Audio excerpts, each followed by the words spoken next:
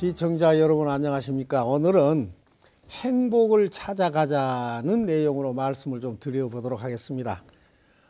더보기란에 동지 기도 안내가 되어 있습니다. 그리고 금인산 열애암 홈페이지를 활용해 보시면 더 많은 정보를 얻을 수가 있습니다. 구독이 붉은색이면 눌러주시고 좋아요, 댓글 부탁드리면서 시작을 하도록 하겠습니다. 사람은 출생 순간부터 죽을 때까지 호흡을 하지요.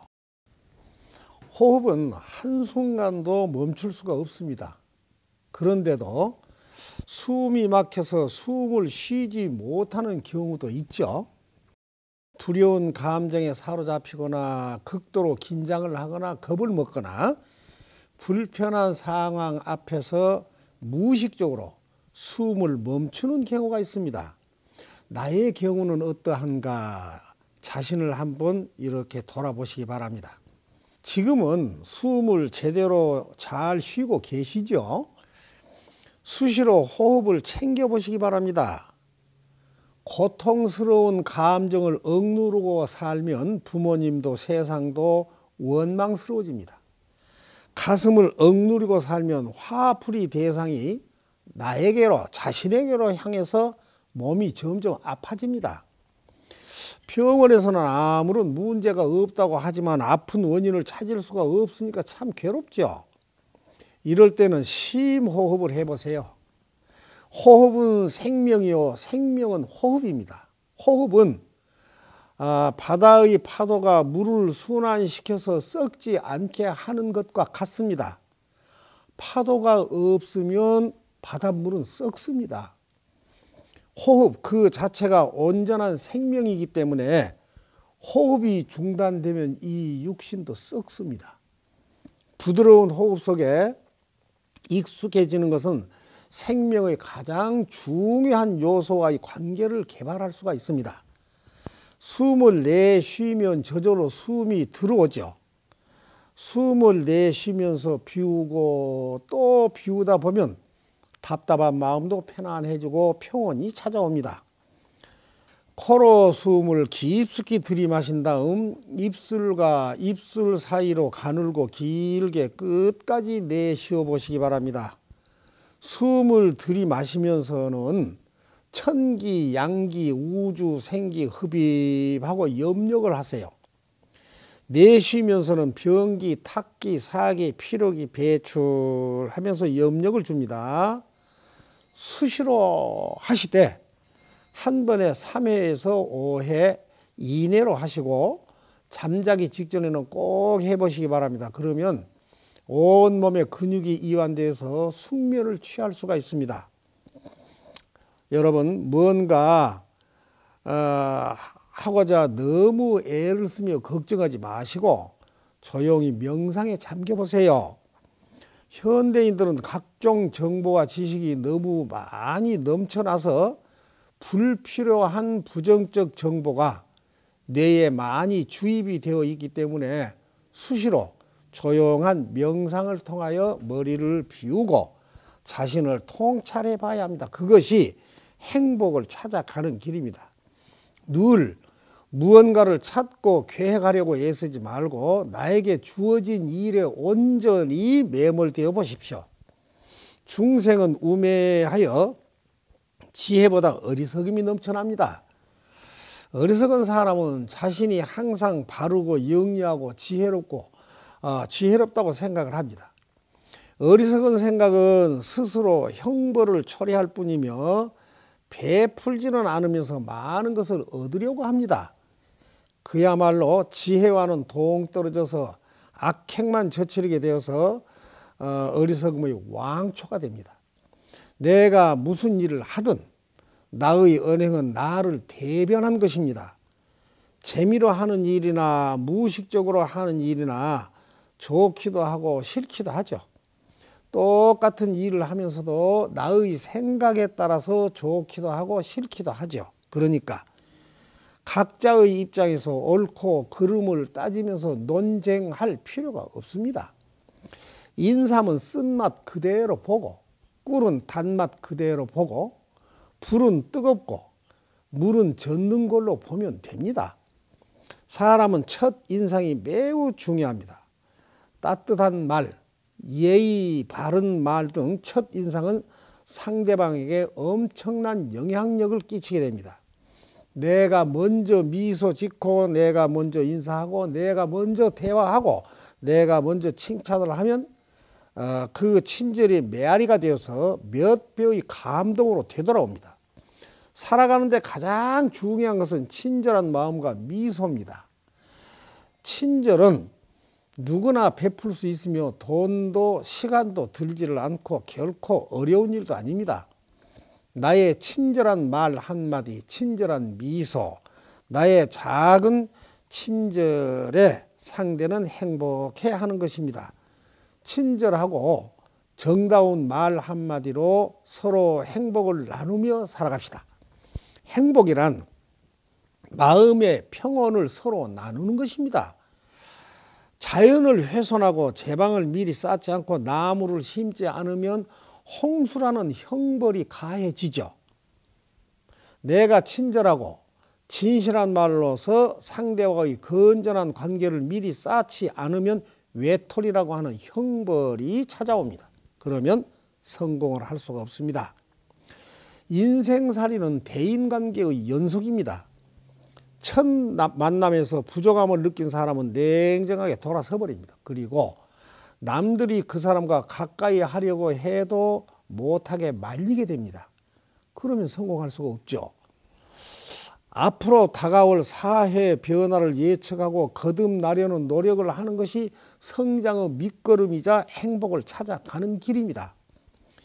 42장경에서 부처님은 사람이 돌을 닦는 것은 쇠를 단련하는 것과 같아서 불에 녹이고 망치로 때려서 잡철을 모두 다 빼내버린 후에야 비로소 좋은 그릇을 이루는 것이니 사람이 도를 배울 때에도 점점 그 마음의 때를 제거하면 행실이 곧 청정하여 스스로 불가를 얻으리라 하셨습니다.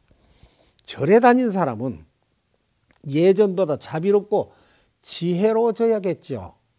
시청자님들은 모두 그렇게 변해져 계실 것으로 믿습니다. 현대사회는 열심히 일을 해도 신통찮은 소득과 물가고 때문에 삐끗하면 길바닥에 나앉게 될 수도 있습니다. 사람은 먹지 않고는 살 수가 없죠. 흥부도 먹어야 하고 놀부도 먹어야 하고 거지도 먹어야 되고 재벌도 먹어야 살 수가 있습니다. 초상이 나도 먹어야 하고 전쟁이 나도 먹어야 하고 파면을 당해도 먹어야 하고 탄핵을 당해도 먹어야 합니다. 모든 일은 먹고 살기 위한 것입니다. 먹고 나면 즉시 소화가 되고 또 배설을 해버리죠. 아무리 먹어도 목에 넘어가는 음식은 곧 소화가 되고 배설을 해버립니다. 그러니까 사는 동안은 먹어야 합니다. 사는 동안은 먹어야 하니까 잘 살아야 합니다. 잘 살려면 지혜롭고 거래도 잘 해야 합니다. 내가 물건을 살 때는 상대방 배고픈 시간을 이용해 보세요. 또 내 물건을 팔 때는 상대의 배고픈 시간을 피한 게 좋습니다. 그리고 물건을 팔 때는 싱글벙글하면서 정신을 바짝 차리고 친절을 거듭해야 합니다. 회두시 아니라 고개를 돌리는 그 자리가 피안이라는 것입니다.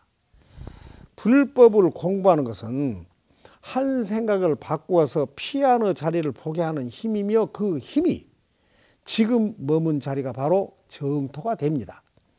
일상생활에서 시시비비에 얽매이지 말고 있는 그대로를 보고 수용하고 인정하고 수용하는 삶을 살아갈 때 행복의 길로 갈 수가 있습니다. 스승의 힘은 제자의 변화를 이끌어내죠.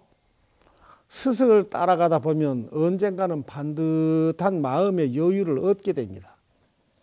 스님이라고 모든 지식을 다 갖추고 있는 것이 아니며 불자라고 모두 스님 말씀을 잘 따르라는 법도 없습니다. 스님은 바른 길을 가르쳐 줄 뿐입니다. 불자들이 스님의 말을 모두 잘 따라야 한다고 생각을 한다면 열을 받아서 주저앉게 될 것입니다. 서산대사는 설은 부처님의 마음이고 교는 부처님의 말씀이고 율은 부처님의 행이라 하셨습니다. 그래서 선, 교, 율 셋이 하나이고 하나이면서 셋이라고 할 수가 있습니다. 다만 때에 따라 방편으로 언어와 문자를 부정하는 것뿐입니다. 여기에서 부정이라고 하는 것은 언어와 문자에 집착하지 말라는 것입니다.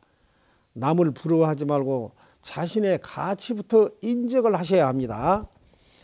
어떤 사람이 지금은 행복해 보여도, 지금은 평화롭고 행복하게 보여도 죽어서 악도에 떨어질지도 모릅니다. 불교의 특징은 첫째, 신을 절대적 존재로 내세우지를 않죠. 두 번째는 지혜와 자비로 대표하죠.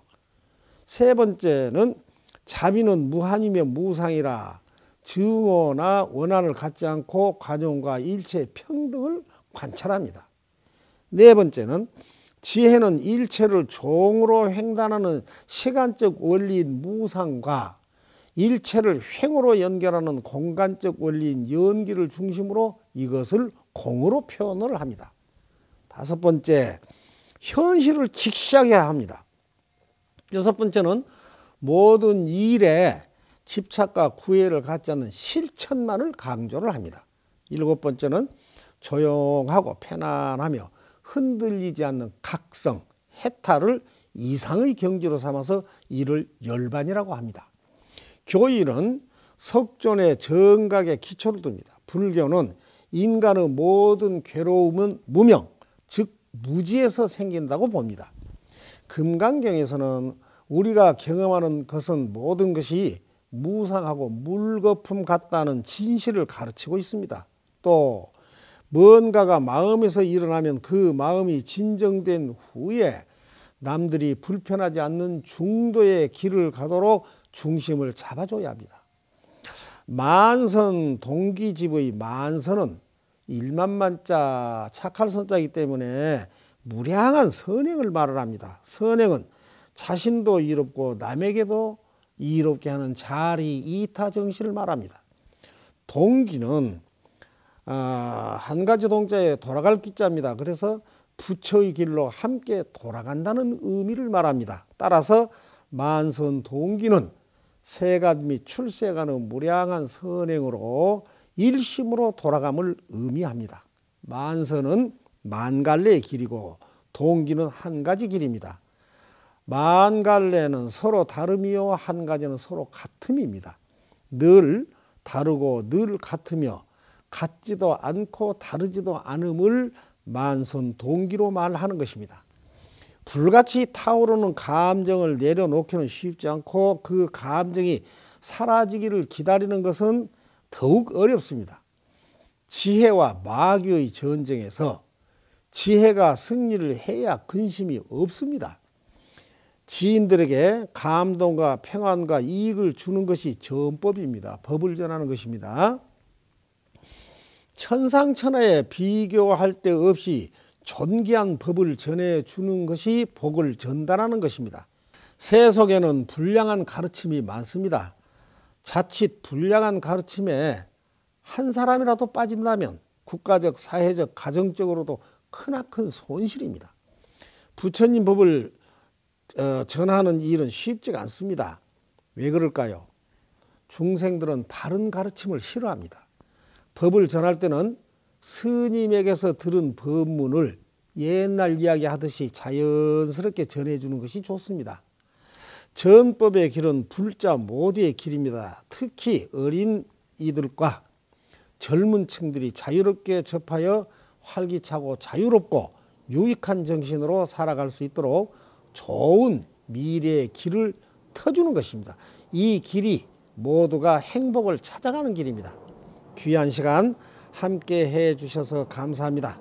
열애암은 49제 영가천도제 구병시식 내면탐사 전문사찰인 지장기도 도량입니다.